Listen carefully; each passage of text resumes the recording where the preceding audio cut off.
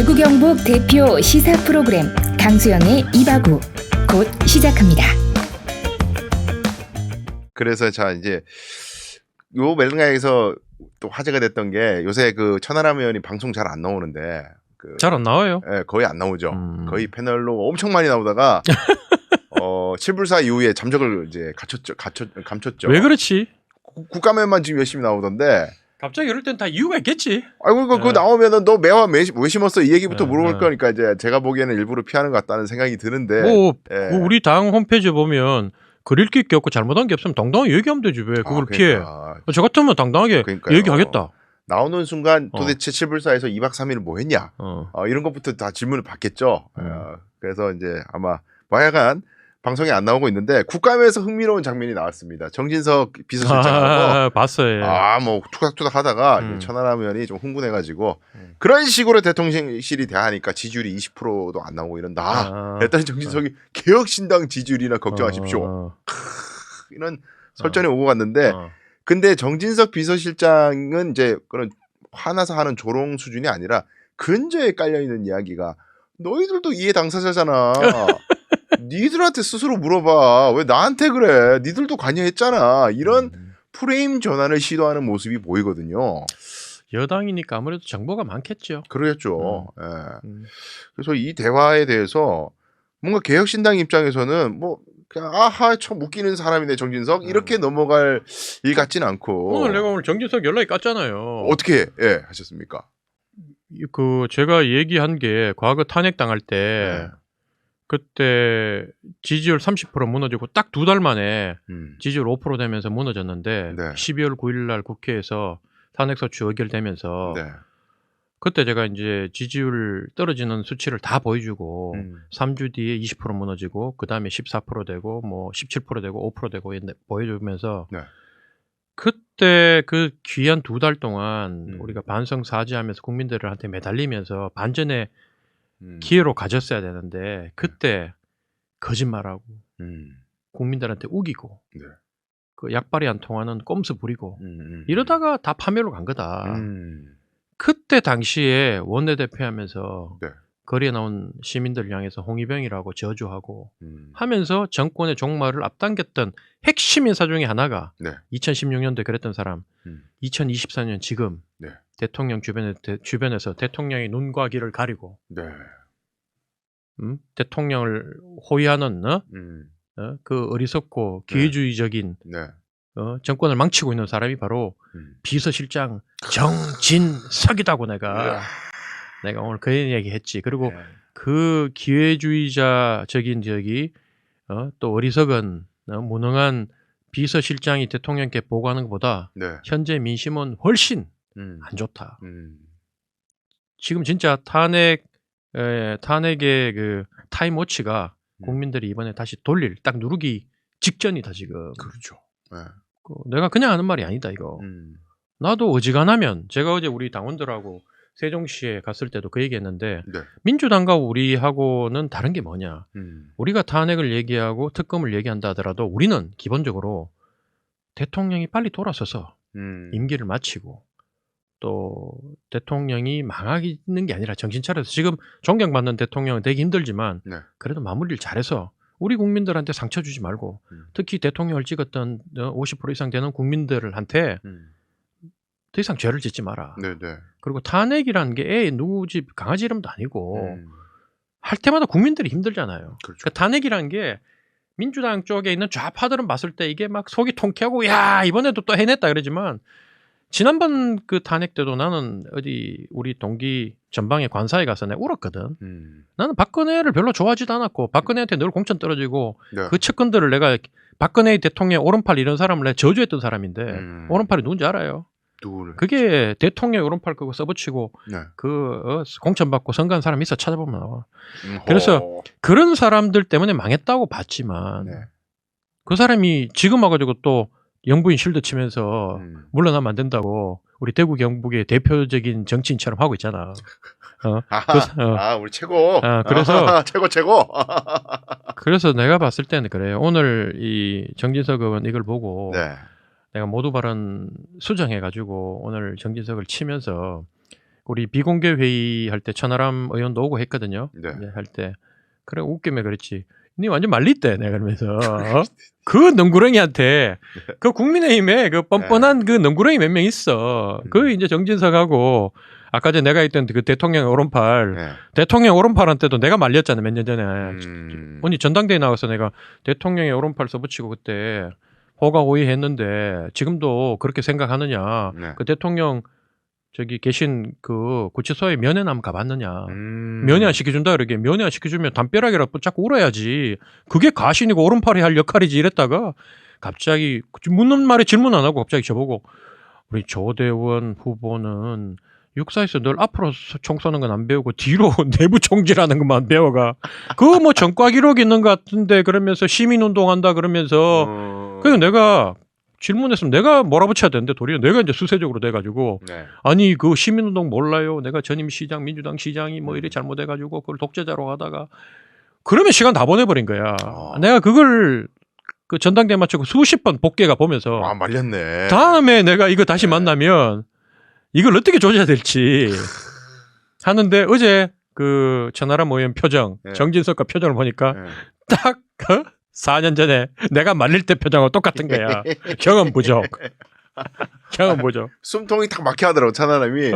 기가 질려야 돼. 네, 전 의원이 딱 숨통이 막혀 하면서 이게 화는 내고 싶은데 차마 화는 못 내고 이게 막 속이 터질 것 같은 그 답답함 속에서 말문이 막혀버리는. 그렇지. 그 솔직한 심정은 정재석이 이렇게 하고 싶지. 그러니까요. 네, 근데 차마 못하는 거죠. 터쳐개구 이러고 있잖아. 친일포 뭐 이렇게 하고 싶은데 못하는 거 아니야. 그러니까요.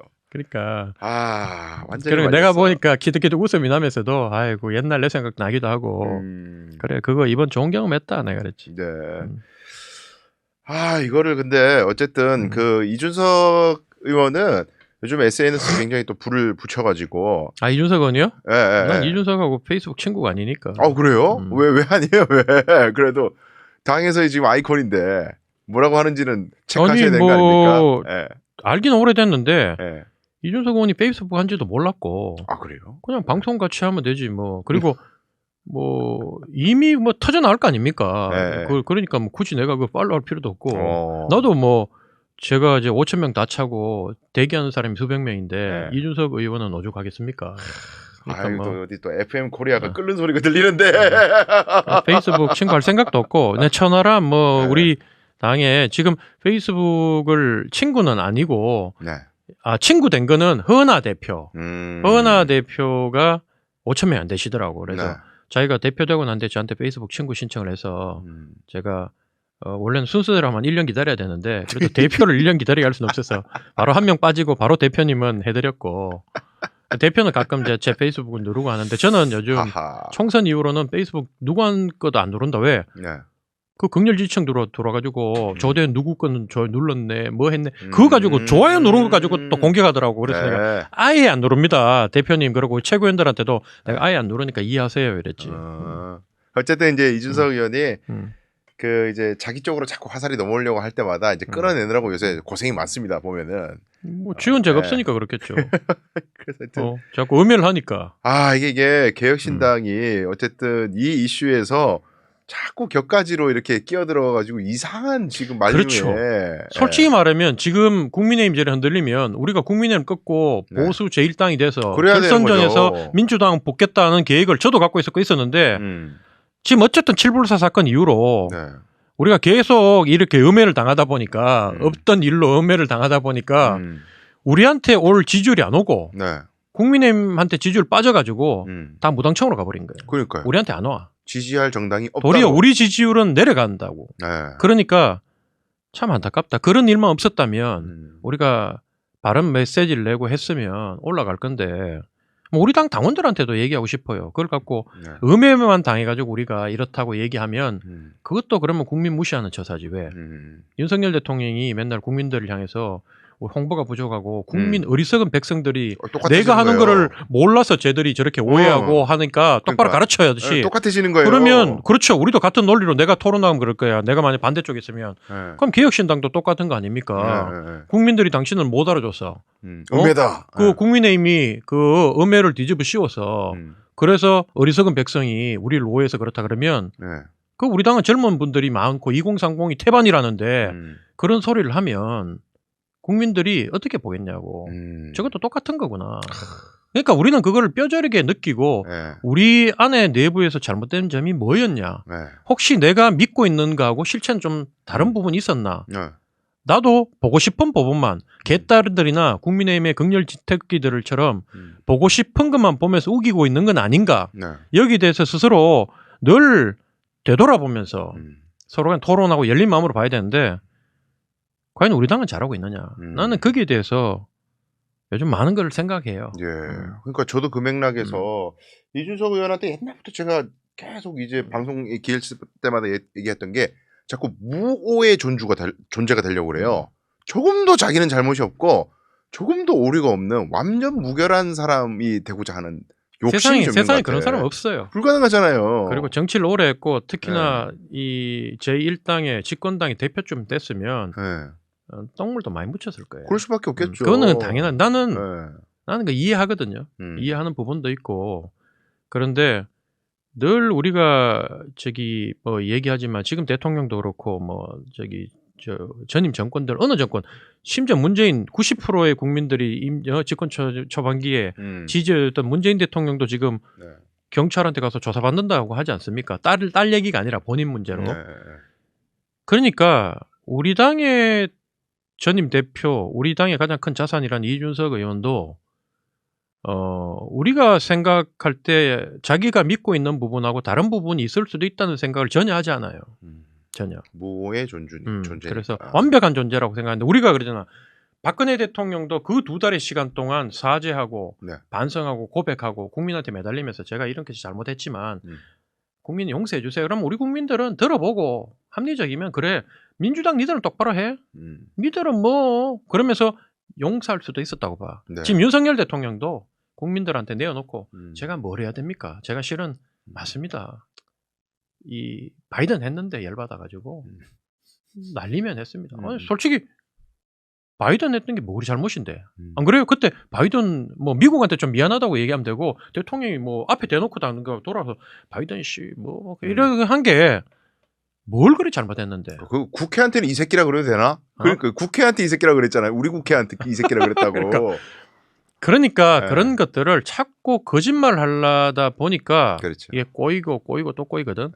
이거는 너나 할 것 없이 윤석열한테만 적용되고 이재명한테만 적용되는 게 아니고 내가 민주당한테도 얘기하지만 니들한테도 똑같이 적용되고 maybe 우리에게도 우리한테도 똑같이 적용되는 말일지도 모른다. 하여튼 이준석 의원이요. 저 진짜 개인적인 소망이 저는 이렇게 제가 개혁신당 만약에 최고위 안에 뭐 비공개 회의에 제가 갈 기회가 만약에 있다. 제가 개혁신당 사람이고 그러면 이 얘기를 하고 싶은 게 이준석 의원이 22년도에 당 대표였기 때문에 국민의힘 대표였기 때문에 이해 당사자일 수밖에 없잖아요. 그런데 그 문제에서는 이해 당사자이고 뭐 명태균의 관계가 어떻고 야 김영삼 같은 이상한 사람 공천 줄 때 너는 당대표로서 뭐 했어? 자꾸 공격당하는 거 아니야. 근데 난 당대표긴 하지만 그때 공천은 내가 관여 안 했어. 뭐 이런 식으로 한 발 빼는데 이게 아무도 안 믿는 거 아니에요. 근데 이 문제에서 벗어나서 적극적으로 24년 총선 이때 있었던 일로 화제를 전환을 시켜가지고 이걸 화제를 전환하는데 개혁신당이 앞장서서 제보를 받든 뭘 하든 적극적으로 여기다 불을 붙여야 되는데 어정쩡하게 있으니까 계속 의심받는 거 아니에요. 지금 22년도가 이슈니까 좀 왜 이렇게 어정쩡하게 하는지 모르겠어. 적극적으로 이 사태에서만큼은 개혁신당이 오히려 이 이슈를 선점하겠다 이래야 되는데 이거 뭐 선전도 뺏겼어 지금 민주당한테. 이게 참 모르겠어요 무슨 생각하는지. 하여튼 이런 이야기를 저라면 아무것도 모르는 외부인이 한번 떠들어봤습니다. 자 그리고 격가집니다만은 김건희 여사가 좀 화제가 된 게 우리 저 허은하 대표하고 장시간 통화했다고 갑자기 그 저기 아침에 라디오에서 장 소장이 얘기를 하는 바람에 야당 대표 중에 한 사람과 길게 통화했다고 정확하게 얘기를 했죠. 장성철 씨도 옛날에는 참 그분 똑똑하고 우리가 같이 정치했으면 참 좋겠다고 생각했는데 이제 장성철 씨도 정찰 상황은 아닌 것 같아 내 보니까. 정치는 어려울 것 같죠. 이제 뭐 평론가로서 돈 벌고 인지도를 쌓고 명성을 높이는 걸로 만족하셔야지. 우리가 안 그래도 뭐 얼마 전에도 정치권에 몇 명 모여가 그 얘기했지만 장성철 씨는 더 이상 정치는 못할 것 같다라는 생각을 해요. 여기저기서 적이 너무 많이 생겼다. 적도 많고 또 해야 될 말과 안 해야 될 말이 있고 한데 그 들으면 그 입이 건질건질해가 못하는 모양이에요. 그걸 해야 또 이제 방송에서 불러주고 돈을 버니까. 근데 그런 얘기를 왜 했을까요? 어쨌든 요 문제는 내가 좀 편하게. 네. 그냥 허은하 대표는 좀 마음이 좀 더 넓은 분이라서 내가 좀 이렇게 편하게 얘기할 수 있을 것 같은데 그 얘기를 해봤죠. 물어가 대표한테 통화했냐. 아니 시부상 때 저도 갔었지만 시아버지 돌아가셨을 때 누구하고 얘기했다 그러나 누구하고 얘기하고 있는데 전화가 오는데 보니까 이 텔레그램 메신저로 전화 있잖아요. 오늘 페이스북 메신저는 해봤는데 텔레그램은 한 번도 안 해봤거든요. 그런 게 있는 모양이에요. 계속 자기는 이를 보니까 안 받았는데 옆에 앞에 계신 분이 받으라고. 그래가지고 이제 보니까 영부인이고 해서 딴 데 가가지고 통화를 했는데 뭐 말씀 맞다나 길게 통화를 했고 그러다 보니 그 내용을 다 얘기하시기는 뭐 하고 주로 이제 뭐 자기 신세 타령하고 내가 뭘 잘못했냐 뭐 자세한 내용은 어디는 모르겠고 그래 하셔서 그 뭐 대표는 대표 언론에 나온 대로 자기가 할 말을 했다고 뭐 처음엔 다 들어주고 그죠 만나자고 뭐 제안도 했다고 하더라고요. 그래서 뭐 그거 나오잖아요. 뭐 나 힘들다 나 진짜 오해받고 막 힘들다 이러니까 나한테 너무한 거 아니냐. 국민들은 요즘 더 힘든 삶을 살고 있다. 내가 그 얘기 했냐 막 이랬는데 그 대놓고 막 나 힘들다니까 국민들은 더 힘들어 이런 톤은 아니겠지. 그럴 수는 없겠죠. 내가 미래 얘기해가지고 국민들은 사실은 참 힘들다. 요즘 안 힘든 사람이 누가 있냐. 그리고 뭐 힘내시라. 뭐 이렇게 얘기하셨겠죠. 그러니까 저는 그러면 김건희 여사는 왜 전화했을까? 허은하 대표님하고 뭐 그렇게 과거에 무슨 어떤 대단한 어떤 친분이 있었나? 왜냐하면 당시에 이제 여성 의원들하고 당선자 2022년도에 됐죠. 그 이후로 그때는 이제 같은 당이니까 여성 의원들하고 주로 김건희 여사가 통화를 가끔 하는 모양이에요. 보니까. 원래. 그래서 여성 의원들하고 통화해서 두 분이 또 동갑시들 같더라고. 72년생? 그런 거 같더라고요. 맞네. 그리고 허은하 대표 72년생이니까. 두 분이 동갑인 것 같더라고요. 그래서 뭐 그렇게 통화를 하고 그리고 어쨌든 국민의힘 안에서도 수석 대변인을 하셨으니까 단순히 뭐 뺏지 않은 아니고 또 인지도가 되게 높은 축에 드는 초선 중에 그죠? 그렇죠. 국민의힘 중에는 야 대구 경북 의원들 중에 누군지 모르는 사람 많아요. 대구 경북에서나 이러는데 내가 저 왜 저래 뒷짐지고 목에 힘주지 하니까 국회의원이잖아. 그래서 저 사람도 국회의원이가 막 이런 사람 있잖아. 대부분 대구 경북이거든. 여 동네에서는 알지 누가 알아. 여기서 잘 몰라요. 내가 우리 지역구에 있는 국회의원도 홍준표한테 깨진 사람 이름은 들어봤지만 이름도 몰랐지. 여기 와서 알았지 내가. 그분이야. 그랬는데 그러다 보니까 허은하 대표 정도면 그래도 나름 영향력이 있다고 보고 강단도 있는 분이고 그러니까 이제 그 전화를 했겠죠. 자연스럽게 시부상 그 핑계로. 그러니까 그때는 최대 이슈가 디올백 문제였단 말이죠.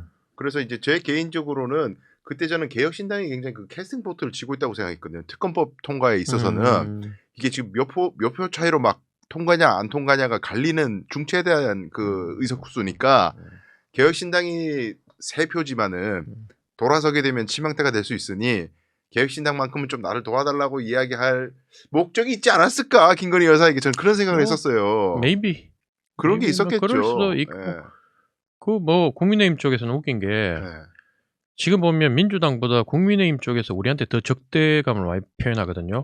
특히 대구 경북 의원들. 자꾸 대구 경북 의원 나오는데 대구 경북 의원은 기본적으로 내가 저기 당협 위원장할 때도 내가 대구 경북 출신임에도 불구하고 저 사람들하고 내하고 뇌 구조가 좀 다르다.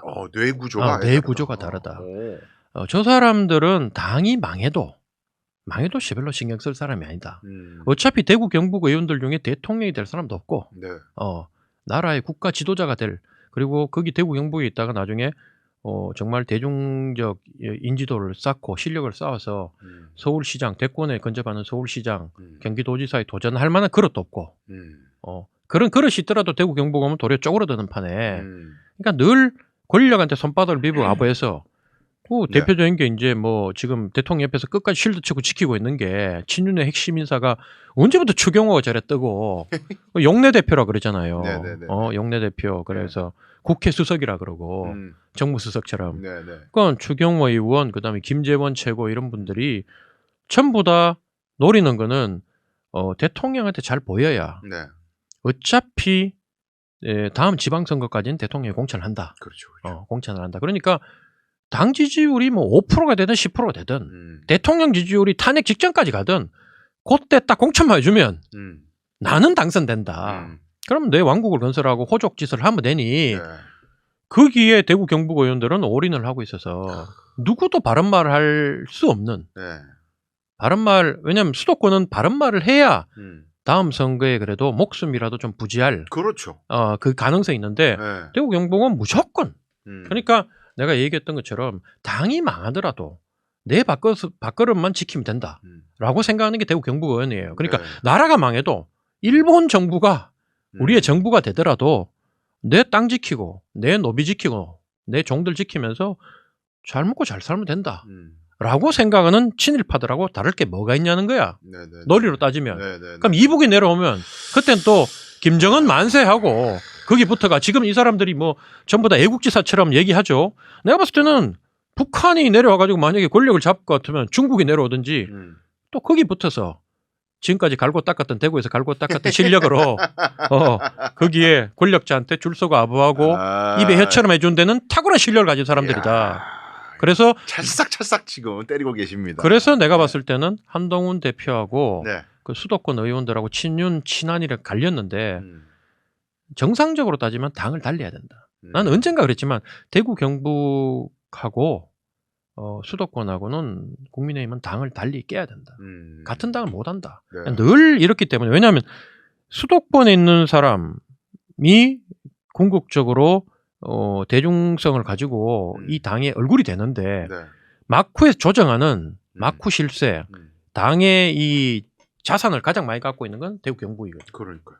이 사람들은 늘 1인자는 못하고 2인자 역할을 하면서 늘 여기 자산을 자기 재산 지키는데 더 관심이 많은 사람들이다 보니까 기본적으로 대권 후보가 와서 권력을 딱 처음에 잡잖아요. 네. 그럼 그때는 다 엎드려. 다 엎드려. 딱 엎드렸다가 이게 좀 약해지잖아. 그때는 다 고개를 쳐들어. 그리고 당의 말을 안 들어. 그럼 대구 경북 자기들끼리 모여. 네. 영남 저기 또 무조건 당선되는 부산 경남 의원들까지 넣어가 한 3-40명 모아가 이 스크림 짜고 있으면 못 건드리잖아. 이번 한동훈 대표도 결국은 비대위원장 하면서 대구 경북의 공천 개혁을 하나도 못한 거 아닙니까? 그렇죠. 그러니까 그런 걸 보면 대구 경북이 변하면 대한민국이 변한다고 하는 말이 맞는데 대구 경북은 늘 그랬잖아. 늘 대구 경북은 마지막에 변한다. 그 소리는 안 변하겠다는 소리지.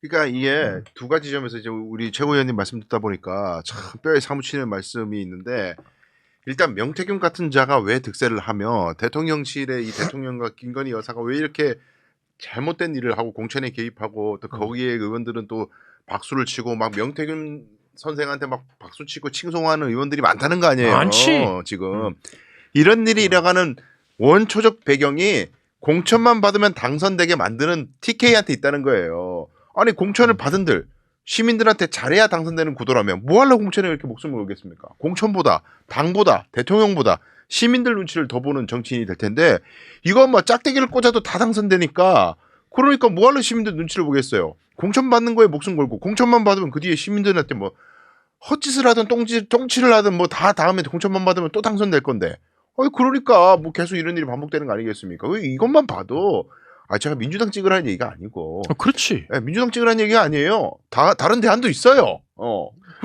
제가 뭐 오늘도 마치고 네. 뭐 몇십 명 모인 자리 있다고 거기 가서 인사 좀 하고 네. 오늘 오기 전에 수성시장 가서 이렇게 누구 인사 좀 하고 왔다니까 네. 기자님이 그러셨잖아요. 벌써 지역구 관리하시고 이렇게 하느냐. 그래서 내가 아니요. 네. 지역구 관리를 왜 해? 대구 수성 을 같은 데서 지역구 관리를 왜 해? 그건 할 필요가 없는 지역이야. 내가 이번에 느꼈지만 나는 선거를 안 해. 네. 내가 그거 지역구 백날 해본들 저를 아무리 하고 4년 내내 무릎으로 기어다니면서 빌고 뭐 하고 해도 이분들은 국민의힘 공천을 받아오지 않으면 당선이 안 되는 지역이에요. 이거는 클린턴이 와도 안 되고 네. 저기 오바마가 와도 안 되고 노무현이 와도 안 되고 다 안 돼. 김영삼이 와도 안 되고. 네. 그러니까 어떻게 하냐. 포기하는 거야. 포기하고 뭐 노력하냐. 주민들한테 노력할 그 정성으로 당의 권력자한테 공천권을 다음에 누가 지고 어느 놈이 네.